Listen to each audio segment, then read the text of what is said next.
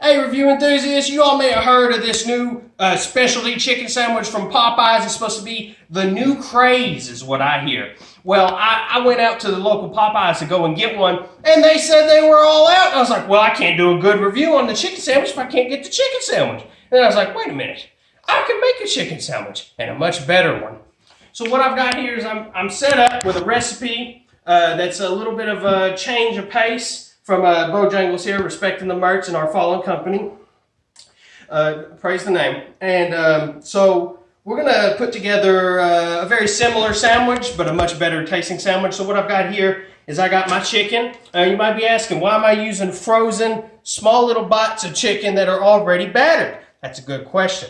And then we got our pre-wash here, which is a little bit of all-purpose flour, salt, some white pepper, cayenne pepper, garlic powder, smoked paprika, baking powder for a little bit of crispiness, some onion powder, and some ground mustard. That's the other thing. And then we've got our wet wash. And if you don't double batter, you're not worth anything. So you need to double batter everything you got. And this is just a egg wash with a little bit of milk, equal parts. Make sure you get the equal parts. You do too much, get a little eggy. Don't want that. So what we're going to do here is before you batter, this is something I've already figured out, but it may be something you need to figure out. Yes, you can take that right there. There you go.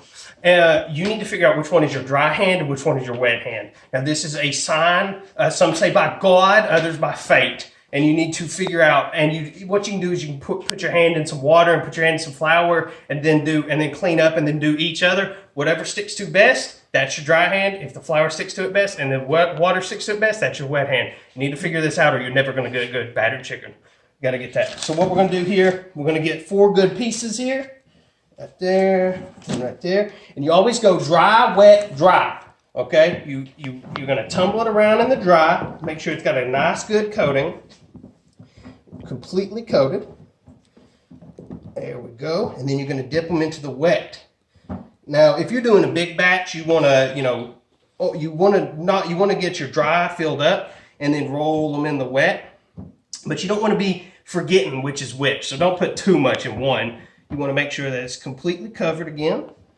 Very simple, very, very basic battering process. Not exactly complicated here yet. And then you're going to throw that back in.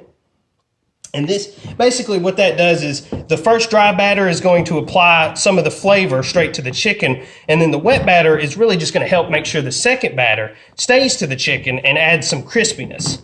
So once you get that all nice and battered, and you want to make them completely coated. If you got any missing spot left, ruined.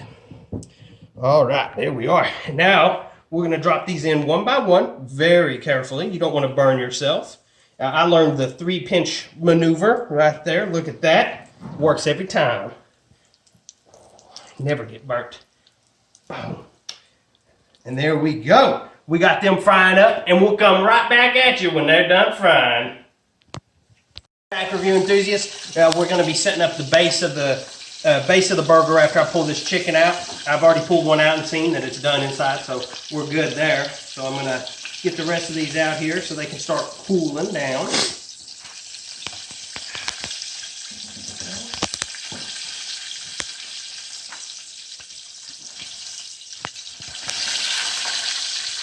Make sure you're very careful with your oil. It is the most dangerous part of cooking.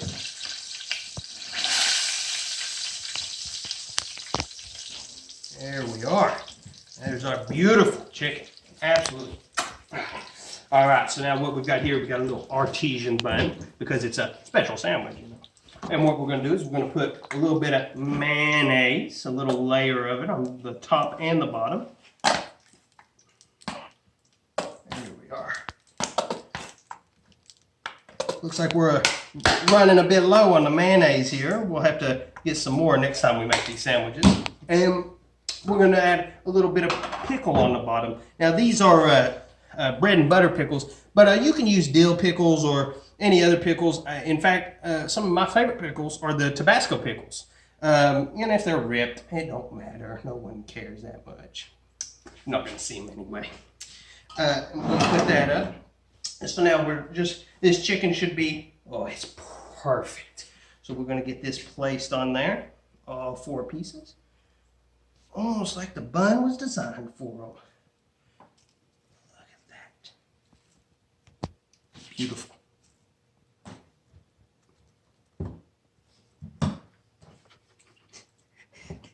Absolutely beautiful. Perfect. All right. Look at that. Better than Popeyes chicken sandwich. I want to see the Instagram hashtag for this one. I mean. And what we got here. I fucking hit my dick. Oh, I didn't mean to do that one. Stop. Stop. Okay. We're going to keep going past that. What we got here, we got the better than Popeyes chicken sandwich. And I'm going to get in this now, get a good old bite, and see if it lives up to all the hype. Look at that. That's just delicious. The crispiness from the double batter. And I know I use my right hands because that thing is battered perfectly. Now, some of you already might be pointing out, well, Devin, the specialty about the Popeye chicken sandwich is that it's spicy. Well, if you want a spicy one, you can always add a little bit of a dab of pepper spray in the middle. And add the spice you need. We don't waste chicken around here. That's a big no-no. I tell you what, that might be the best damn chicken sandwich I ever made. Might be the best damn chicken I ever made, let alone sandwich. Y'all should try this recipe and let me know the results. Be sure to like, share, and follow. And y'all have a great day, review enthusiasts.